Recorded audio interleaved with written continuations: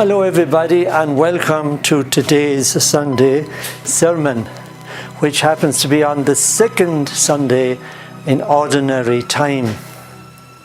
Today we are seeing the call of three people.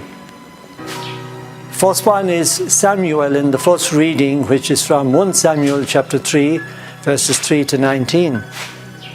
The apostles Andrew and Peter are called, I suppose, during the day. Peter definitely during the day, because Andrew, his brother, had gone to stay with Jesus for a night after being recommended by John the Baptist. So Andrew came rushing to his brother, and they both immediately followed Jesus.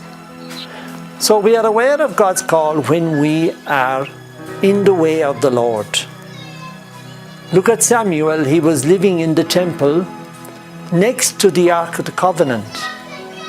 And he was awakened one night.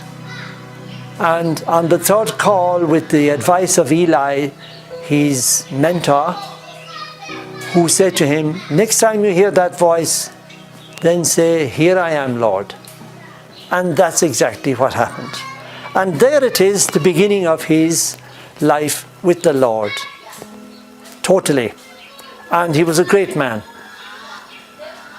He had a miraculous beginnings, whereby his mother was dreaming of having a baby and it wasn't happening. And she was crying in the temple one day when Eli, the holy man, said to her, "God will answer your prayer." And he did. And the first thing she did after he was weaned, she brought him to the temple, and she called him Samuel.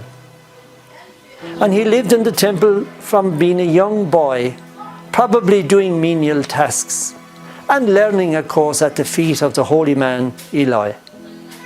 And thus we come to the point today when God calls him to work for him in earnest.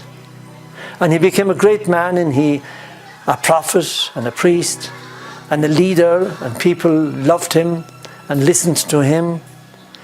He anointed two kings, King Saul and King David. So here we have a person who was in the way of the Lord, in the nearest to the ark of the temple, the ark of the Lord in the temple, and he heard God's voice. Now we can say, oh, good for him, he was in a very sacred place. Now if you think about that, creating a sacred space is not so difficult. And we can do so to just switch on to God. Look for God in our lives. Walk with him, talk with him, listen to him. We can do that every day. If we, as always, in everything, we discipline ourselves. Pray in the morning, pray at night, try and pray during the day. Try and bring him into every aspect of your life. When there's a problem and a difficulty, call him in the secrecy of your heart. And you will find God will be guiding you, and you have created that space, and you have answered his call. Simple. And from our second reading today, which is from 1 Corinthians chapter 6, verses 13 up along to 20, we are told that we are temples of the Holy Spirit. The Spirit is encased in us.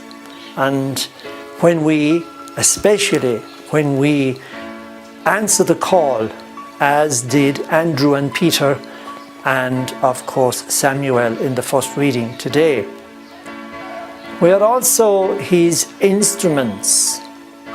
And that means, like a pen in the hand of a writer, a poet, we are like that pen. And the writer is God. And God is using us to create and to bring his love and to communicate it to the world. And we are chosen, a chosen race, to do special things for the Lord. I can't tell you what they are. You know yourself in the situation you find yourself in this world and at this very moment. you do the best you can. We know what's right and wrong. Naturally, in our minds, we know what is good and bad, and right and wrong, and maybe it's from experience as well. And we can say, well, sure, isn't that enough? I do the best I can, and I will not do wrong, but I'll do right, as what I know is best. But there is a bit more demanded than that, and it's even making it easier for us to do right. We have to be in the way. We have to cultivate that sacred space. Walk with the Lord, talk with Him, pray, work for Him, but always be open to the Lord speaking to you.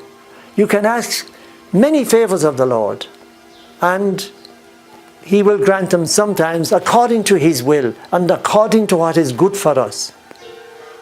But also we must listen, and He does answer, and He does speak with us.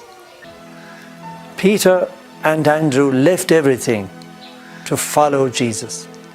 That didn't mean that they gave up fishing, because in fact they went back fishing after the resurrection. But they now had changed their attitude in life, both Andrew and Peter. They became to trust God.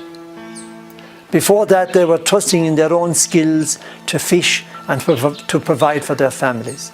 But now, even though they still do that, but the first in their life was God, Christ, who has appeared to us in the flesh, and who has died for us, and who is with us now, always, until the end of time, as He promised.